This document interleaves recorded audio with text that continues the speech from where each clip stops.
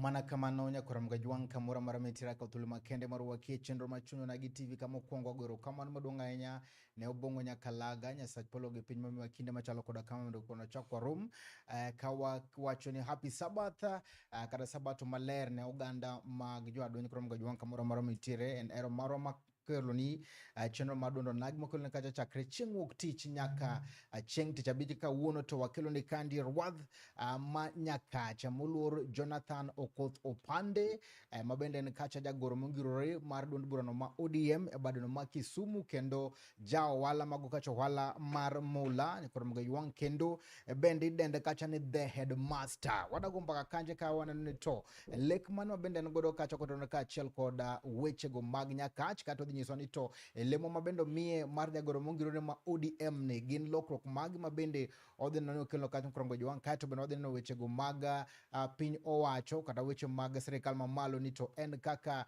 wuod nyakach wuod luo piny ochomo kodwa kanyo kete mana chuny na GTV kama ta chondi ana Steve James aka Nyakwar Nyaronyo 1 tarik en tarik 11 dwe mar ang'wen gana record pro koda uchiel wachako chenro ni machalo koda kamandie luwe Facebook pages mago chuny na GTV TikTok chuny onagi TV YouTube subscribe chuny onagi TV ka utul makende mano machaka twagi machalo koda kamandie aka utul makende mamusini to ichiu nade Aru maber.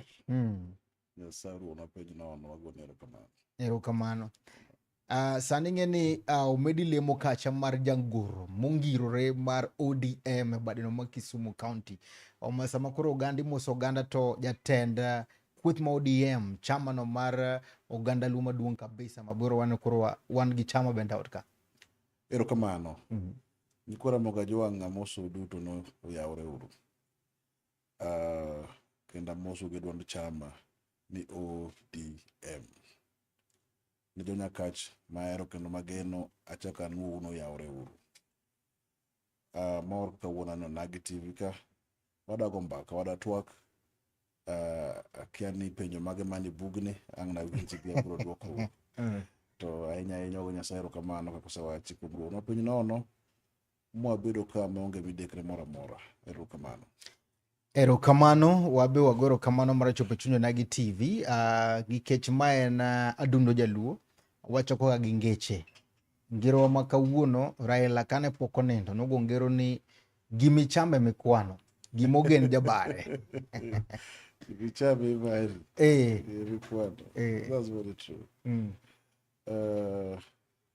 Ngero mar jakom wa expand ko so watimo nango gini nitiyo godo nade gimichamo mikwano. Of course it's about gima mama wacho ni kungieri wuon to kisehero tichak ihero wadu. So Jacomo just trying to motivate us to believe in ourselves, because and you invest in yourselves, because the best product of yourself is yourself. Yeah.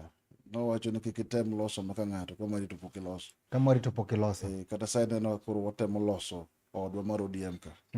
Kapok wadhi e broad based. Mwaloso ODM ka e marwa. Machacha ok marwa. Ok marwa. Kwa chaka nyiswa ni to lek mabende ngodo ne Jonyakach. Ang'o midwa kelo lokruok mane mabende samoro dwa ne kel na Jonyakach mabende samoro sebedo ka sandi ahinya. Nyakach oyoa. Piny machogo. Machogo. Nyaka piny machogo aka wan Lang'o.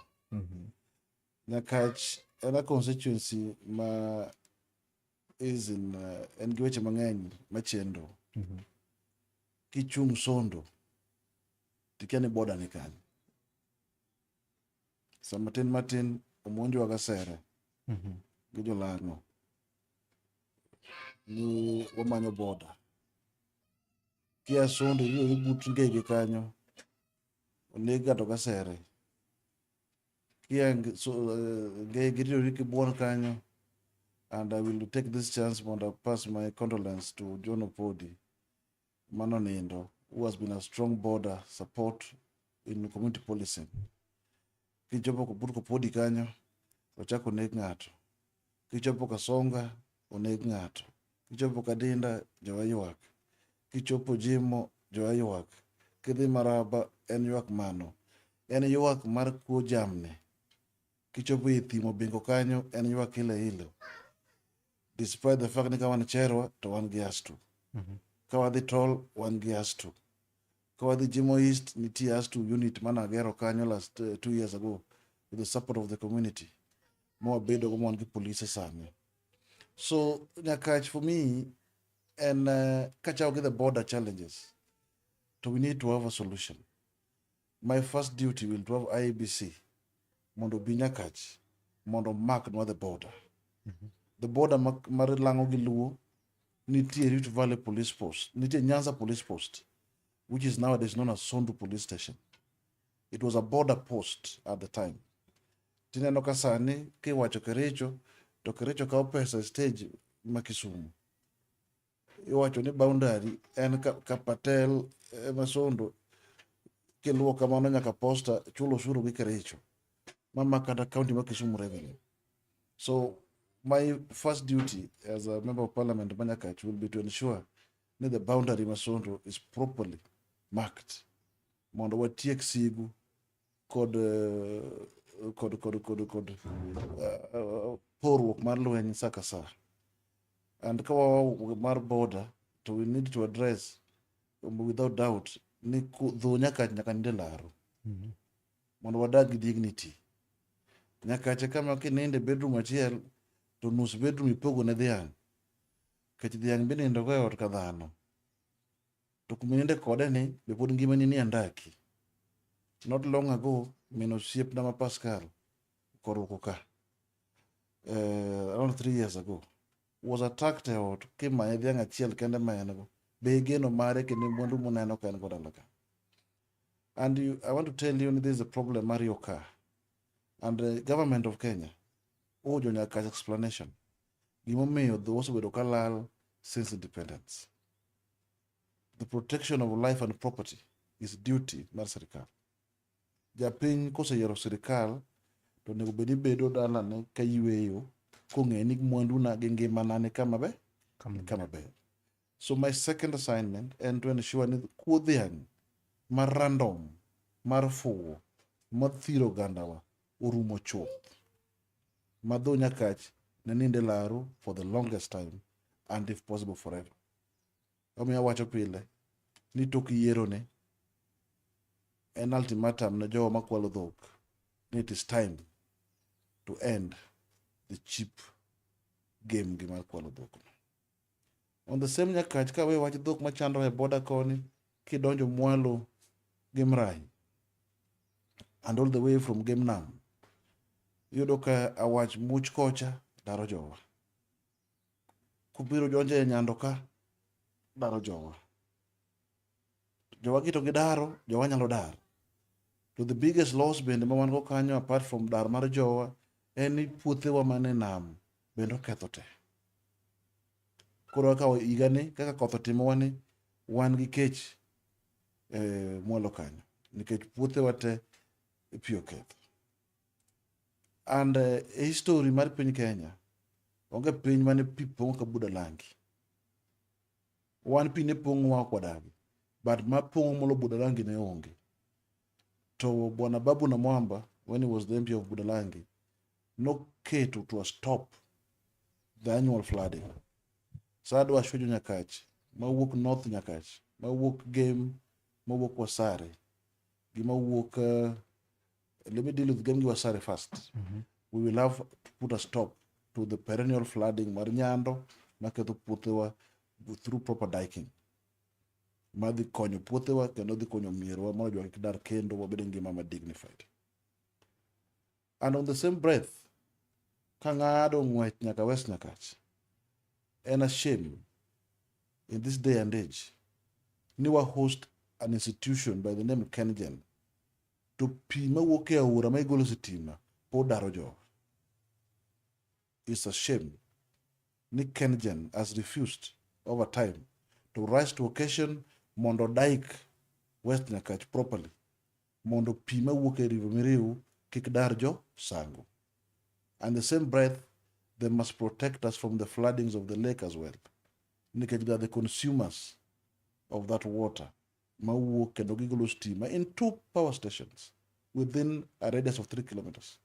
They have 2 power stations. They have the Sonto Miriu power station and the Sangoro power station.